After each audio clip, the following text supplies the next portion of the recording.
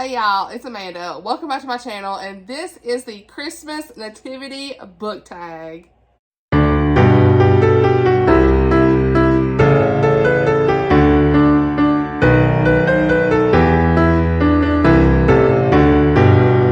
I was tagged by Lou from Christian Faith and Fiction, who is the creator of this tag, and I am so excited to do this because check this out. First of all, this is an opportunity for me to show y'all my nativity scene and everything. I got this from my father-in-law for Christmas last year, and I have actually had it up pretty much all year. I love this. It is so special, and just everything about it. I love it. So, yeah, it just sits in my living room in like the little shelf there, and I didn't really want to like put it up, and I kept it up all year round, y'all. So, yeah, I'm gonna set this over here. So we're just gonna go ahead and get to these prompts. I'm so excited. Lou, you did such a great job creating these questions. She also had some help from some of the other girls in our Christian book club, and it's just so amazing. Holly, Stacy, and Katie helped as well. So how much fun is this? I can't wait. Let's just go ahead and jump right in. So the first question is the Angel Gabriel, a story that shares the good news of salvation.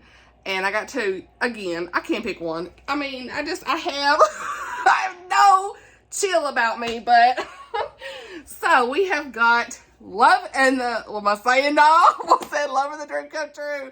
No. Again, if this is how this is going to go. Love and a Little White Lie by Tammy L. Gray, and To Win a Prince by Tony Shallow. I'll probably recycle at least one of these later on. I don't know, but yeah, both of these are the first books that come to mind when I think about that. Econ, however you want to say it, and here in the beginning of this book, he is not really a believer, and he goes through such a great transformation. And then, of course, January in this book, she is a non-believer at the beginning. She goes to work for a church, and the rest goes on from there. Beautiful transformation in both of these stories. I love them. These both were 5-star reads for me. Highly recommend. Question number 2 is No Room in the Inn, a book that's too big to fit on your shelf standing up. Now, I got pretty big size on these bookshelves, so it's hard for me. Maybe this cookbook, I don't know. No, see, look, honey, I don't have a plan on this one. So I kind of picked like one of my big books anyway, just a big book. My biggest book that I own is probably this one, coming in at a whopping 902 pages. So yeah, this is Outlander book 9. But again, I mean, it fits on my shelf standing up, so that really don't count. So yeah, that's pretty much all I got. I couldn't find nothing else, so we're just gonna go with the biggest book on my shelf, and that's Go Tell the Bees I'm Gone. Question number 3 is Wrapped in Swaddling Cloths, a book that gives you a cozy feeling. Y'all, I'm going to talk about a book I just finished reading this month, and I haven't really even filmed the mid-month wrap-up or anything at the time of this video, but that is The White Christmas Inn by Colleen Wright. I love this. I gave it 5 stars. It really gives you all the cozy vibes that you want at Christmas time. It has such a full cast of characters set in New England, this beautiful inn. I feel like if you are looking for a cute, cozy Christmas read, this is it. I loved every character in this story, and that was what really sold it for me. Like, it was such a good character-driven Christmas read. Like, I literally was so connected to everyone's story. There's all these different side stories from all the different characters. It was fun. It was a great time. Basically, the whole premise is all these different characters are coming into the Evergreen Inn. It's like up in New England area, and they're snowed in from a blizzard, and it's just like everybody's like, what's happening? And all the different stories are being told. Just all this great Christmas decor detail, great food, just fellowship together. It was great. Cute little romances in here. Hey, highly recommend. 5 stars. Okay, the best little cozy read, I'm telling y'all. The White Christmas Inn. And the next question is number 4, Manger, a main character with humble beginnings. And I really thought a long time about this, and the only one that your girl thought about, okay, Samwise. Okay, Samwise Gamgee from The Fellowship of the Ring. I'm telling y'all, he is just the most humble character. He cares so much for his friends. He'd do anything for his friends. You mean Sam and Frodo, ultimate friendship, you know, like, he just go off, do anything, honey. He is the #1 humble character in my mind. At the very beginning of this book, he just, throughout the whole series, honestly, but like, he is just there. He is there for Frodo and the whole fellowship as a whole. He never gives up, and I love him so much. He's just like the first thing that comes to my mind when I think of a humble character is Samwise, and he's in my heart. I love him so much. Number 5 is The Heavenly Hosts Singing, a book with a musical theme. And the only one I could think of right off was, here we go, The Lost Melody by Joanna Davison Politano. I really like this book. I gave it 4 stars. It does have some triggering content regarding an asylum. Most of this book takes place in an asylum, so just be aware of that. I will link the video where I talked about this more in detail, but it was just a wild ride. I was on the edge of my seat reading this. Basically, this concert pianist, Vivian, her life is pretty much interrupted completely when her father passes away, and then she realizes that he's been paying this asylum for a woman that they say doesn't exist. And she kind of goes undercover to figure out, hey, who's this woman that my father was paying for? But then they're like, yeah, we don't have no record of her, and things get crazy from there. So, yeah. A lot of things happening in the asylum in this book. So I just want to mention that. But, yeah, this is the only one. It had such musical vibes completely. I mean, melody, obviously. But, yeah, it's hard for me to always remember music in books. Just like I said, I don't remember characters dancing. I just can't remember that stuff. Like, my brain does not retain it. Where am I? So question number 6 is Shepherds and Sheep, a story that contains an animal. So I've got a few here. I had just one as I'm looking at my shelves. I'm like, ooh, this one, this one, this one. So first is 2 parts sugar, 1 part murder. This is a cozy mystery. I absolutely loved it. I gave it 5 stars. So much fun. Book 2, I can't wait to come out next year, by Valerie Burns. But we have this awesome English Mastiff named Baby. He is the star of the show, let's be real. So absolutely loved it. Then we have Off the Chain by Janice Thompson. Yes, you already know. This is all surrounding like a vet clinic, rescuing animals, all that stuff. We love it. Another cozy mystery. I gave it 4 stars. And then Apple Cider Slang, The Sweet Cats here. Recently read it. Gave it 5 stars. Loved it. Also cozy for Christmas. And, of course, I haven't talked about Spy Family in so long because I've read all of them. That's up to date until the next one comes out next year. But the Dog and Spy Family, my heart. Okay, so, again, I got several books for this one. But question number 7, 3 Wise Men, a story that involves travel. Hey, we love to see it. Authentically Izzy, you already know.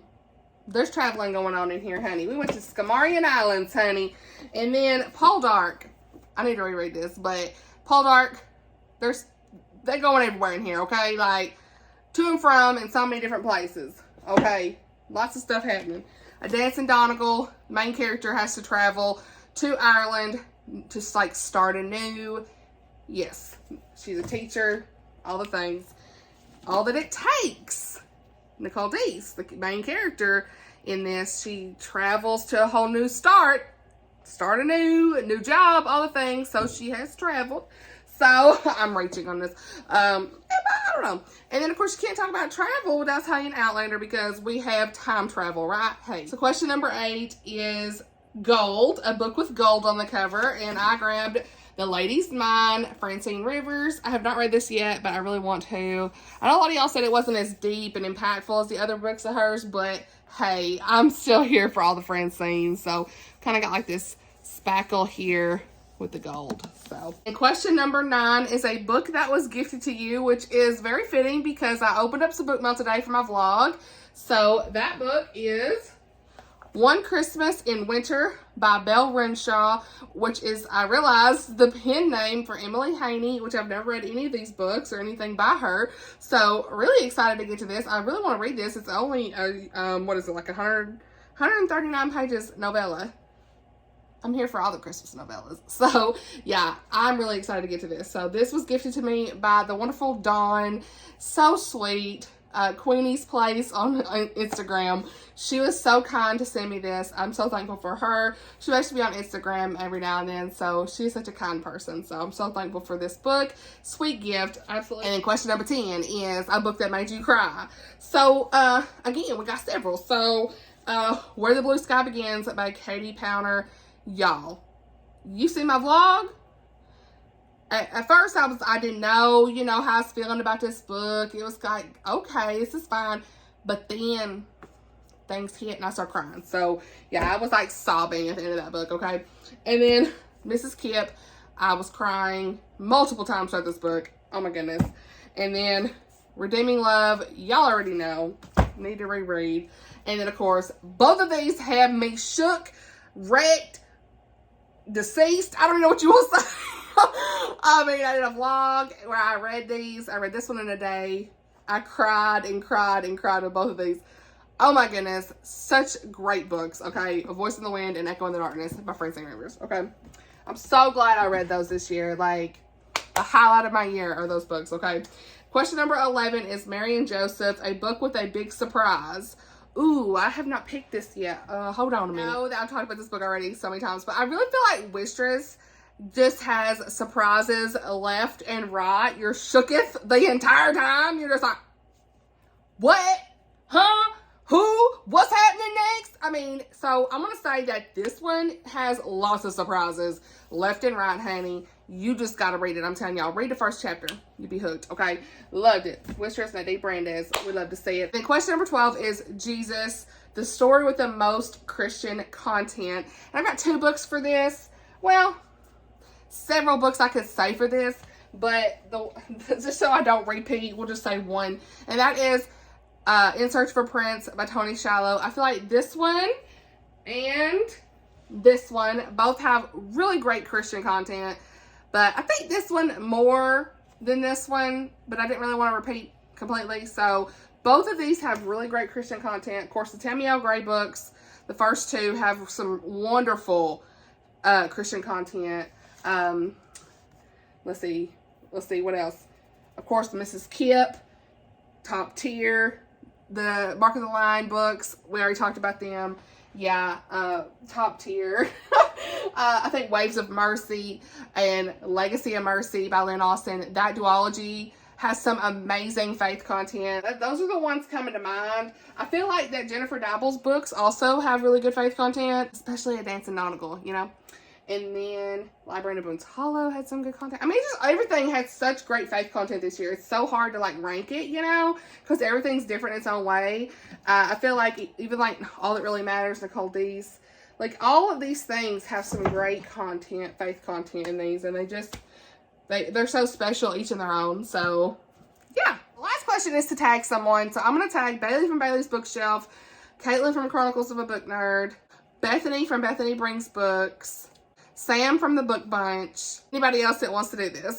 So if you want to do this video, do it. No pressure, but hey, no pressure on anybody I tag. But yeah, if y'all want to do this tag, feel free to do it. Thank you, Lou, for just creating this tag and putting it out here. What a great tag for Christmas. I hope that y'all having a great day whenever you're watching this, and I'll see you all in my next video. Bye, y'all.